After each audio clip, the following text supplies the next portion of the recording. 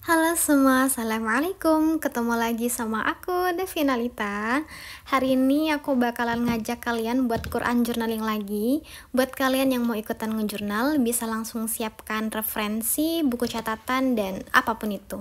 Kali ini aku mau ngajakin kalian buat ngejurnal ayat-ayat ya ayyuhalladzina amanu, lebih tepatnya pada Quran Surah Al-Baqarah ayat 153. Seperti yang pernah aku jelaskan sebelumnya, ketika Allah sudah mengatakan ya ayyuhalladzina amanu, pasti setelah itu akan diikuti dengan kata perintah atau larangan dari Allah untuk kita sebagai hambanya. Dan dalam ayat ini Allah bilang, hai orang-orang yang beriman, jadikanlah sabar dan sholat sebagai penolongmu.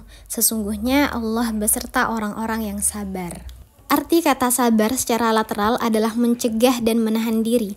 Artinya, kita dapat dikatakan sabar dalam menghadapi musibah ketika kita bisa menahan diri kita untuk tidak berprasangka buruk sama Allah, menahan lisan kita agar tidak keluar kata-kata yang tidak baik, dan juga menahan diri kita agar tidak berkepanjangan dalam kesedihan.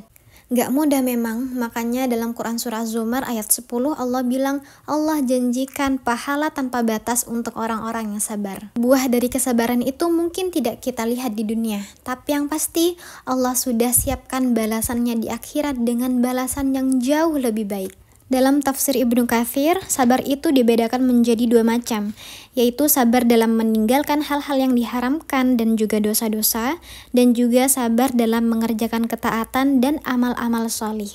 Ketika kita mampu untuk melakukan hal-hal yang Allah benci, hal-hal yang Allah larang, misalnya kita sudah punya rambut yang bagus, yang badai, terus kita punya keinginan untuk menunjukkan rambut bagus kita kepada dunia, tapi kita memilih untuk tetap pakai kerudung, stay syar'i seperti yang Allah mau, maka itulah kesabaran yang dimaksud.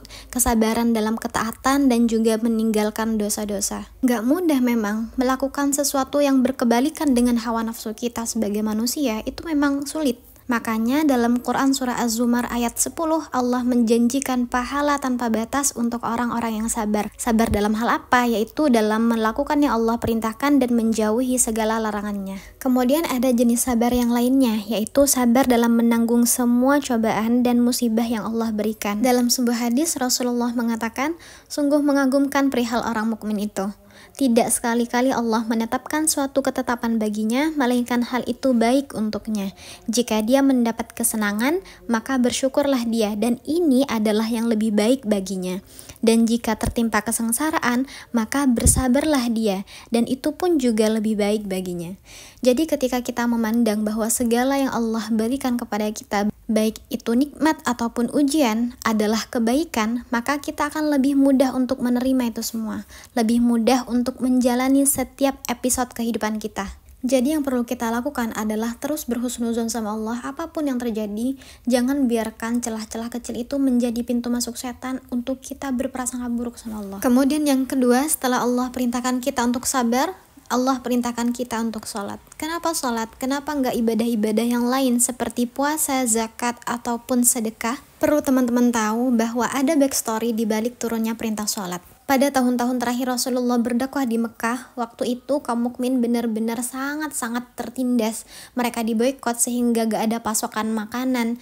Sampai-sampai mereka hanya bisa makan daun-daunan kering. Dan di tahun-tahun itu juga Rasulullah kehilangan orang-orang yang sangat beliau sayangi, yaitu pamannya Abu Thalib dan juga istrinya Khadijah radhiyallahu an. Sehingga tahun itu dinamakan dengan tahun kesedihan. Gak bisa kita bayangkan bagaimana perasaan Rasulullah saat itu. Saat kaumnya ditindas dan Rasulullah tidak bisa berbuat apa-apa, kemudian beliau juga kehilangan orang-orang terdekatnya. Dan Rasulullah hanya bisa menatap ke langit. Kemudian dengan segala kasih sayang Allah, Allah memerintahkan malaikat Jibril untuk menjemput Rasulullah dan ngajakin beliau traveling. Traveling kemana?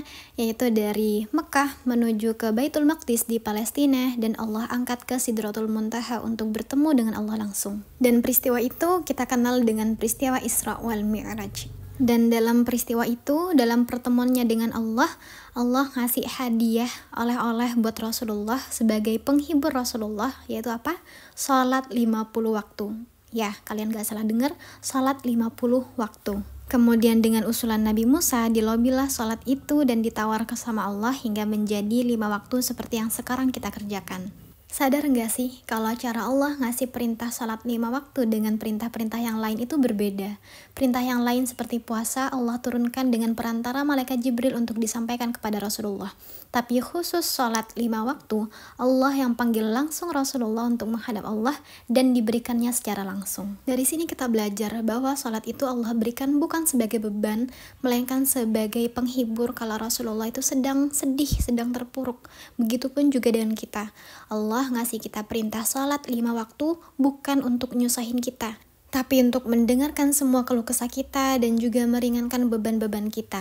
Allah tuh kayak udah nyiapin schedule dalam sehari buat meet up sama kita, dengerin curhatan kita, permintaan kita, doa-doa kita. Sebegitu sayangnya loh Allah sama kita, sampai Allah menentukan waktu-waktu khusus itu untuk bertemu sama kita setiap hari.